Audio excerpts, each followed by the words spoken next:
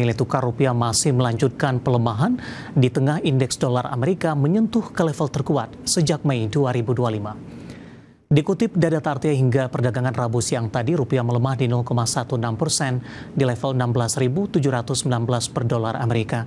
Sebelumnya, rupiah sudah dibuka melemah di 0,09% di level 16.710 per dolar Amerika. Adapun indeks dolar Amerika di Rabu pagi melemah di 0,14% di level 100,09. Meski melemah, indeks dolar Amerika sedang mengalami rally kenaikan karena di Selasa indeks dolar Amerika menguat cukup signifikan di 0,35% di 100,224 dan merupakan level terkuat dalam 3 bulan dan kali pertama menyentuh level 100 sejak Mei 2025. Sementara dari sisi eksternal, penguatan dolar Amerika di pasar global menjadi ancaman bagi pergerakan rupiah, di mana indeks dolar Amerika menguat di tengah meningkatnya ketidakpastian arah kebijakan moneter The Fed dengan persepsi pasar peluang pemangkasan suku bunga lanjutan di Desember semakin mengecil. Di mana mengutip CNN FedWatch, peluang pemangkasan 25 basis point di rapat Desember turun ke posisi 16%. Kita akan update seperti apa pergerakan nilai tukar rupiah terhadap sejumlah mata uang utama berikut ini. Dapat Anda saksikan grafis di layar televisi Anda pemirsa. Pergerakan nilai tukar rupiah terhadap dolar Amerika Serikat di 16.729 rupiah, kemudian terhadap euro di 19.277 rupiah, pound sterling di 21.789 rupiah, kemudian terhadap yen Jepang di level 108,88 rupiah.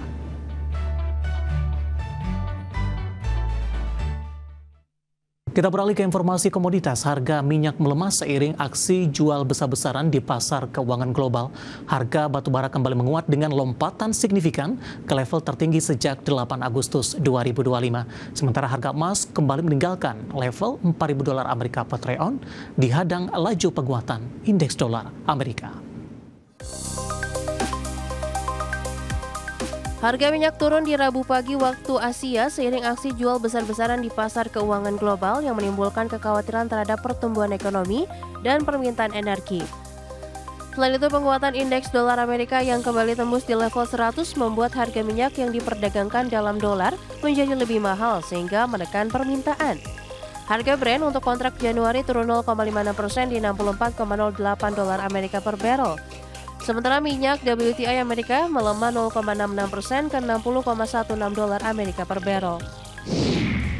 Harga batubara kembali menguat dengan lompatan signifikan ke level tertinggi sejak 8 Agustus 2025.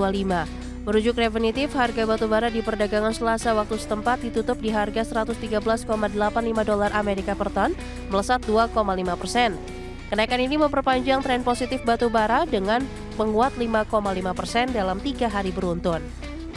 Lonjakan harga batubara didorong prospek permintaan yang masih kuat.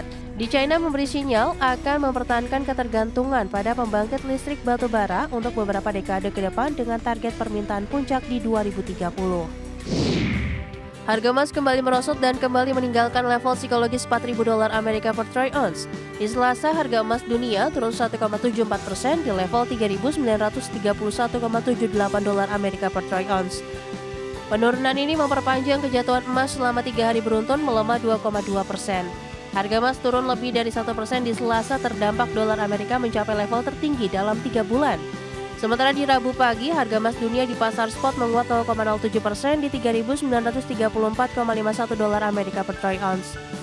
Berbagai sumber, IDX Channel.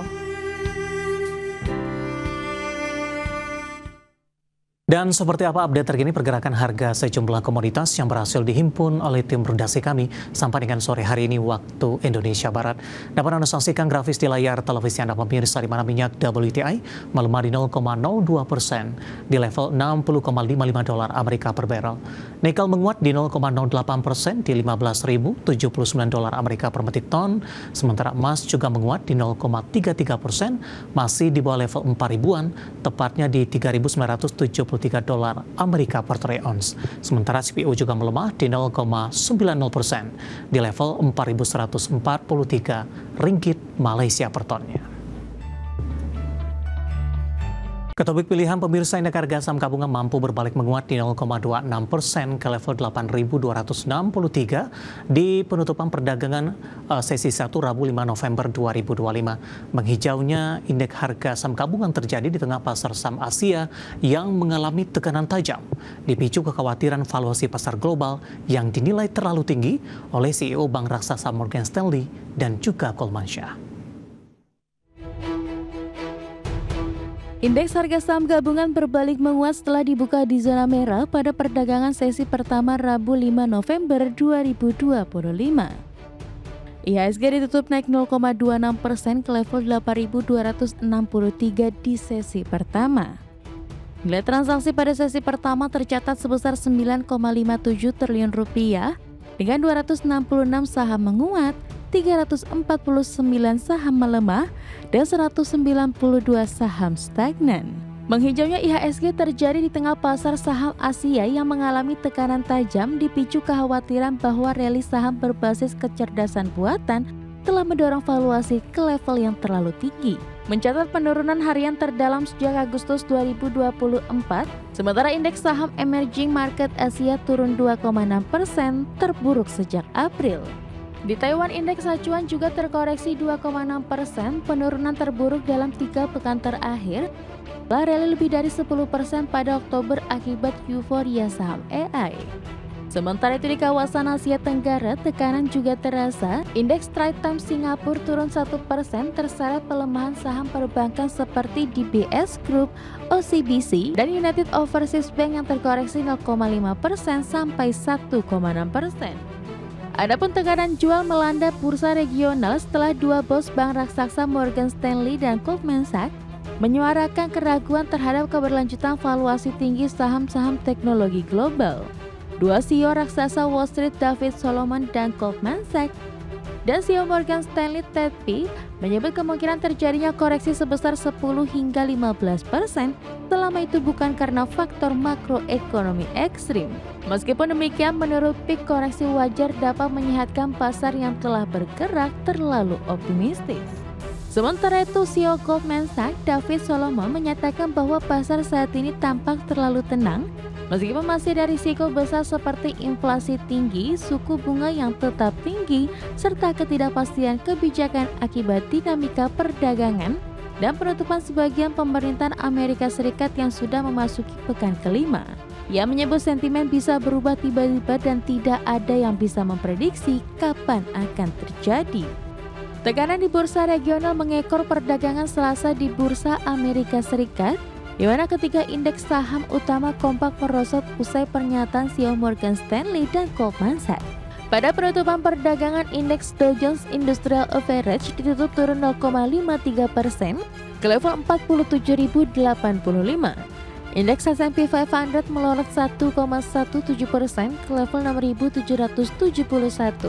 dan indeks Nasdaq Composite anjlok 2,04% ke posisi 23.348. Berbagai sumber, IDX Channel. Beralih ke informasi emiten pemirsa, di mana PT Pantai Indah Kapuk 2 Tbk atau PANI menurunkan target pendapatan pra penjualan menjadi 4,3 triliun rupiah di 2025 dari target sebelumnya di 5,3 triliun rupiah. Hal ini sejalan dengan komitmen perseroan untuk menjaga pertumbuhan yang berkualitas dan berkelanjutan di tengah perubahan pasar. Dikutip dari Keterbukaan Informasi Bursa Efek Indonesia, PT Pantai Indah Kapuk 2 Tbk atau PANI menurunkan target pendapatan pra penjualan atau marketing sales menjadi 4,3 triliun rupiah untuk tahun 2025. Sebelumnya Persada memasang target raihan marketing sales tahun ini di 5,3 triliun rupiah, sementara per kuartal 3 2025 Persada mencatatkan marketing sales sebesar 1,98 triliun rupiah, naik dari 699 miliar rupiah dari kuartal sebelumnya. Presiden Direktur PT Pantai Indah Kapuk 2 Tbk Sugianto Kusuma mengatakan, penurunan target tersebut mencerminkan strategi yang prudent dan adaptif. Ini sejalan dengan komitmen perseroan untuk menjaga pertumbuhan yang berkualitas dan berkelanjutan di tengah perubahan pasar. Persero memandang faktor makro seperti pergerakan nilai tukar rupiah, dan moderasi kepercayaan konsumen sebagai bagian dari siklus pasar yang perlu dikelola dengan baik. Meskipun target pra-penjualan telah disesuaikan, perseroan tetap fokus memperkuat momentum pertumbuhan melalui peluncuran dan pengembangan berbagai produk unggulan di segmen residensial dan komersial. Pada segmen residensial, perseroan terus menghadirkan beragam pilihan hunian yang berkualitas yang menyasar berbagai segmen pasar. Sementara itu di segmen produk komersial, perseroan memperkuat posisi sebagai pengembang kawasan bisnis terintegrasi melalui jumlah proyek seperti Rukan Petak 9, Rukan Marina Bay, dan Rukan Lau Pasat. Kedua segmen tersebut menjadi pilar utama strategi pertumbuhan perseroan yang tidak hanya berfokus pada volume penjualan tetapi juga membangun nilai jangka panjang dan memperkokoh fundamental permintaan Peak 2 sebagai destinasi investasi dan gaya hidup modern. Berbagai sumber, IDX Channel. Ya, di tengah penurunan kinerja dan juga pemangkasan dari sisi target marketing sell, secara teknikal di sepanjang perdagangan hari ini saham PANI cukup menarik diperhatikan, menguat signifikan di menit-menit terakhir jelang penutupan perdagangan di sesi kedua hari ini. Langsung saja kita ke grafis yang pertama, pemirsa, kita akan coba lihat pergerakan saham PANI secara intraday. Dapat Anda saksikan grafis di layar televisi Anda, ditutup di level 14.025 di penutupan perdagangan hari sebelumnya, kemudian dibuka flat pada pagi tadi di level yang sama. Beberapa menit pasca pembukaan, saham PANI langsung mengalami koreksi yang cukup dalam hingga ke level 13.900 intraday terendah hari ini. 10.15 saham PANI pelemahannya terpangkas hingga ke 13.925 dan di penutupan menjelang penutupan maksud kami di 11.30 saham PANI posisi berbalik menguat ke 14 ribuan.